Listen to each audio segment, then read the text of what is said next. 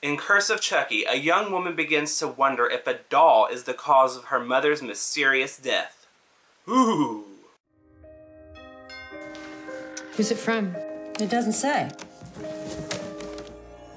So I'm a huge fan of this series. When I was really young, I actually had a VHS of Child's Play 2 that I would just watch over and over and over. You know, some kids play with dolls and some kids watch them murder people. But anyway, in the case of this particular sequel, it seemed like all the odds were stacked against it. You know, it's been 9 years since the last installment.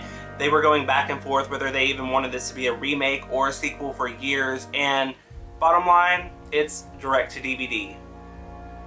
But do not let any of that fool you. This is actually a damn good movie and one of the best in the entire franchise. Okay, so let's begin with the story. First of all, you need to know that Chucky's bride, or seed for that matter, is not in this movie. It really ignores the last two movies and kind of pretends like they didn't even happen, and it took a much darker and scarier route and left most of the camp and comedy behind.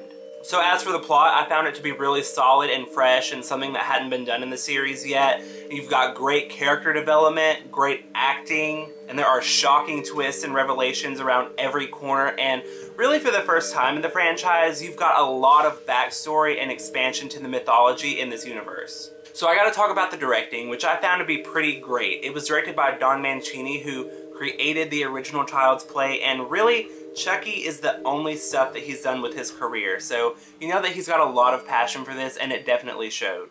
Overall, it was really beautifully shot, and there were actually some moments where I got some definite Hitchcock vibes, so that's always great. So really the only couple of things that I didn't like come from the lack of like a big Hollywood budget that this one did not have, which is only apparent in the specific things I'm going to talk about. And first of all, it was that a few of the kills were kind of not so great, and it was obviously due to a lack of budget.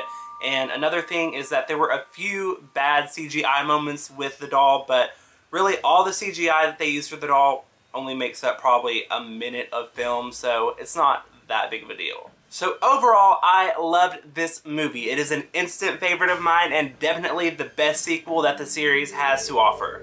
So if you haven't seen it yet, make sure to get on that, and if you have, please go down in the comments and let me know what you thought about it. So until next week, I'll see you later.